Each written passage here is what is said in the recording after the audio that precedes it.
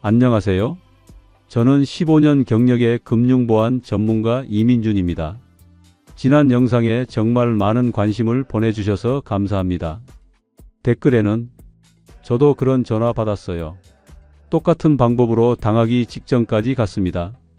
같은 말씀들이 많이 달렸습니다. 이런 반응들을 보며 다시 한번 느꼈습니다.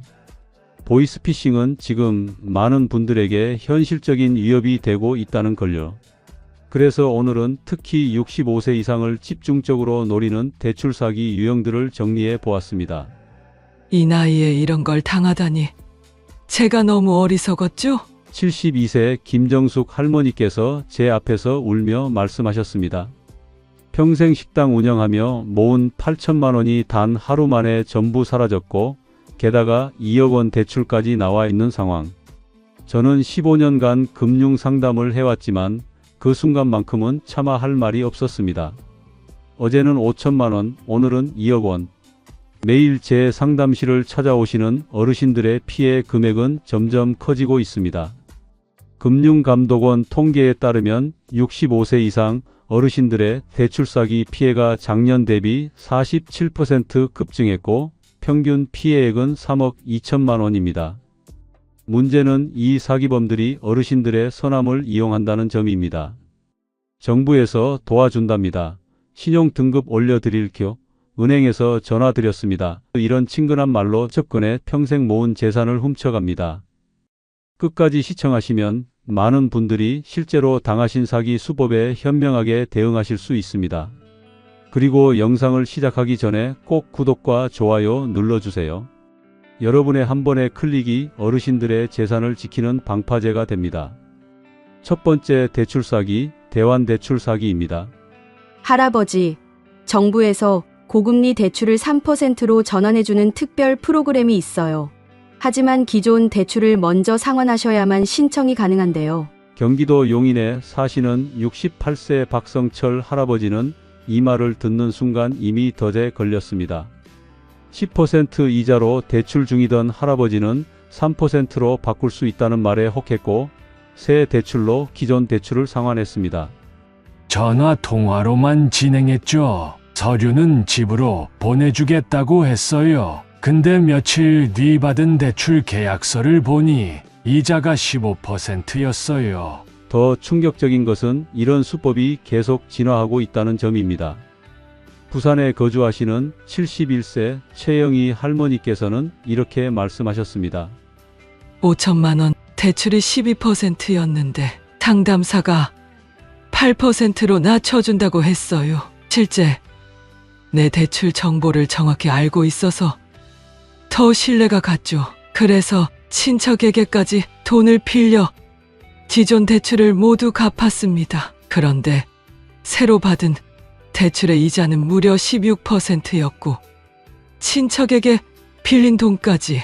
지금은 정말 막막한 상황이에요. 이 사기의 핵심은 정부 지원이라는 권위를 이용하고 저금리라는 미끼로 더 많은 빚을 지게 만든다는 것입니다. 특히 최근에는 은행 대환대출 실패자 전용 프로그램이라며 접근하는 신종 수법도 등장했습니다. 두 번째 대출 사기, 명의도용 대출 사기입니다. 어머님, 저희 금융위원회입니다. 어르신 명의로 무려 7천만 원이 대출 신청되었는데요. 지금 즉시 신분 확인을 하시지 않으면 그대로 접수될 수 있습니다. 대구에 사시는 74세 박순래 할머니는 이런 전화를 받고 순간 식은땀이 났습니다. 내가 전혀 모르는 대출이 내 명의로. 그 순간부터 할머니는 상대방의 말에 넘어가기 시작했습니다. 처음엔 제가 한 적이 없는데요라고 했죠. 그랬더니 그렇다면 신원도용 사건이 확실합니다. 검찰 수사팀과 협조해야 합니다라고. 그때부터 너무 무서웠어요. 상담원 역할을 하던 사기범은 할머니를 가짜 검사와 연결했고 할머니는 자신도 모르는 사이에 계좌번호와 비밀번호를 알려주었습니다.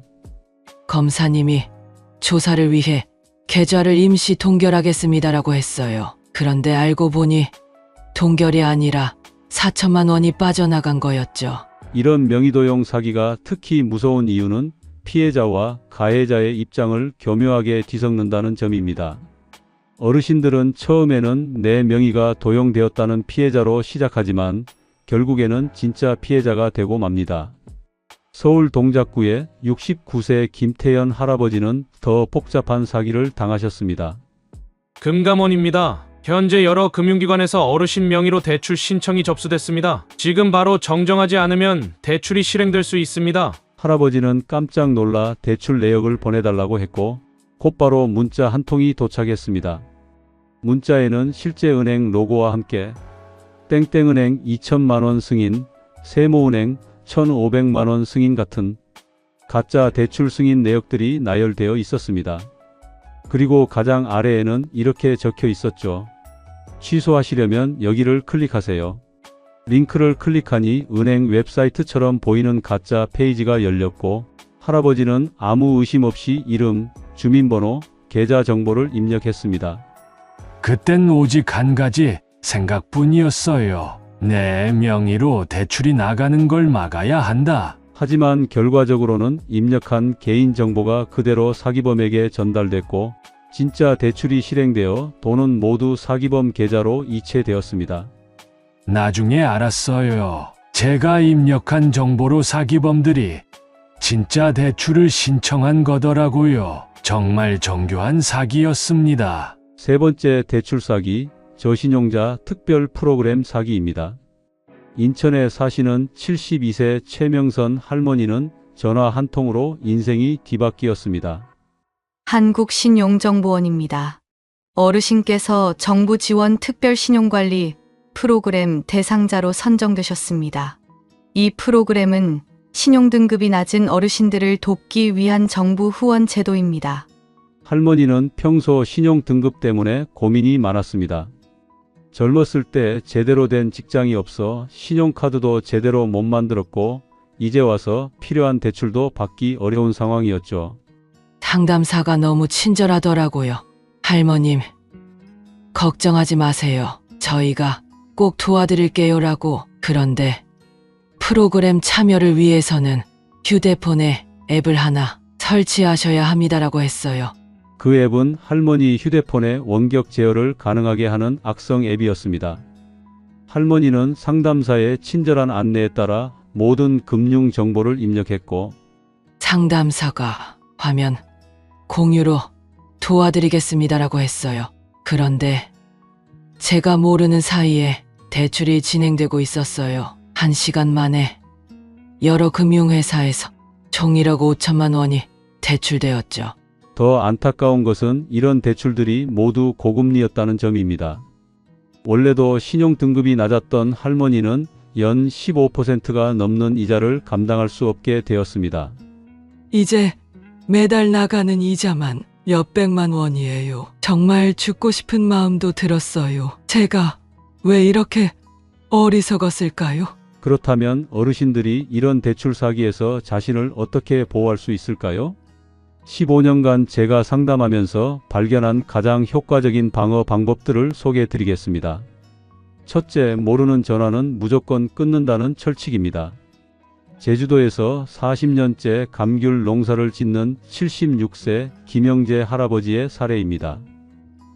몇 달 전에 정부 지원 대출이라며 전화가 왔어요. 근데 아들내미가 항상 하는 말이 생각났어요. 아버지, 모르는 번호면 일단 끊으세요. 급한 일이면 다시 걸 거예요. 할아버지는 전화를 즉시 끊고 실제 금융위원회에 전화를 걸어 확인했습니다.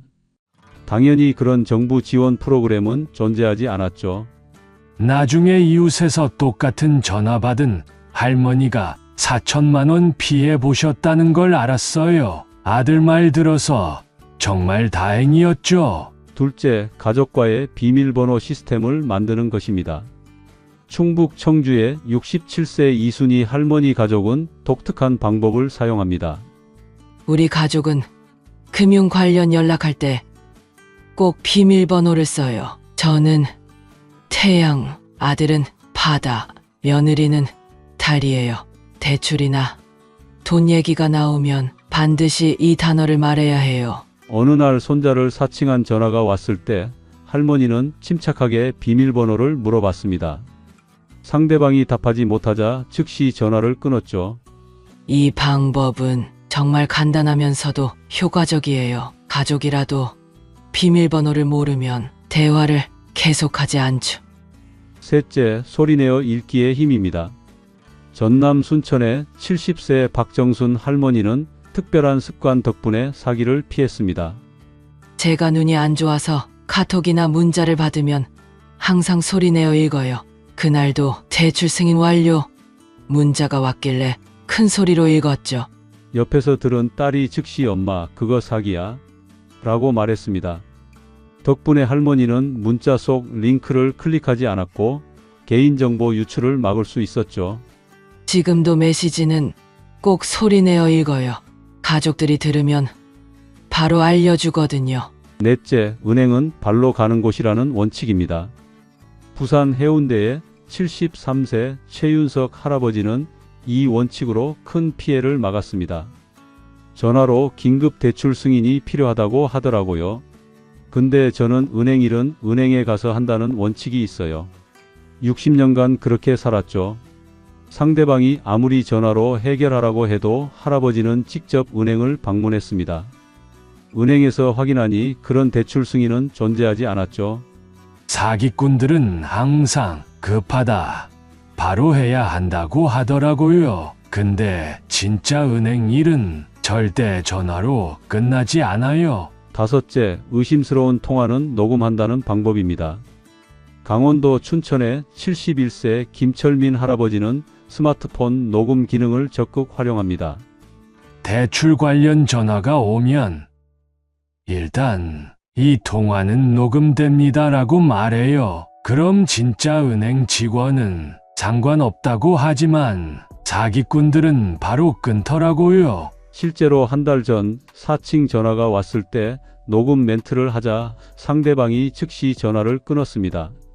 지금은 아예 통화 자동 녹음 앱을 깔아놨어요. 나중에 문제 생기면 증거로 쓸 수 있거든요. 하지만 가장 중요한 것은 혼자 결정하지 않는다는 것입니다. 경기도 고양시의 69세 정미영 할머니는 이렇게 말씀하십니다. 처음엔 내가 이런 것도 못 판단하나 싶어서 자존심 상했어요. 근데 6개월 전 친구가 2억 날리는 걸 보고 생각이 바뀌었죠. 이제 할머니는 100만 원 이상의 금융 거래는 무조건 가족과 상의합니다. 심지어 작은 대출도 자녀들에게 먼저 연락하죠. 창피한 게 아니라 현명한 거예요. 요즘 사기꾼들은 전문가예요. 혼자서 이길 수 있다고 생각하면 안 돼요. 자녀분들에게도 당부드리고 싶습니다. 부모님의 금융 거래를 간섭하는 게 아니라 함께 지켜주는 자세가 필요합니다. 엄마, 아버지, 이제 금융 거래할 때는 꼭 제게 연락해 주세요. 창피하게 생각하지 마세요. 우리가 부모님을 지켜드려야 해요. 이런 말 한마디가 부모님의 노후 자금을 지키는 가장 확실한 방법입니다. 이제 마지막으로 가장 중요한 이야기를 드리겠습니다. 얼마 전 서울 은평구에서 있었던 일입니다. 77세 할머니가 저를 찾아오셨는데 제가 사기를 당해서 3억을 잃었어요. 근데 더 창피한 건 2년 전에도 같은 사기를 당했었다는 거예요. 그때는 5천만 원이었죠. 저는 할머니께 물었습니다. 왜 가족분들에게 말씀하지 않으셨어요? 창피해서요. 내가 이 나이에 또 당했다는 걸 애들한테 어떻게 말해요? 바로 이것이 사기꾼들이 노리는 포인트입니다. 어르신들의 수치심과 자존심입니다. 15년간 상담하면서 깨달은 진실은 이것입니다. 대출 사기의 진짜 무기는 첨단 기술이 아니라 부끄러움입니다. 제주도에서 30년째 민박을 운영하는 74세 강순자 할머니의 사례를 들려드리겠습니다.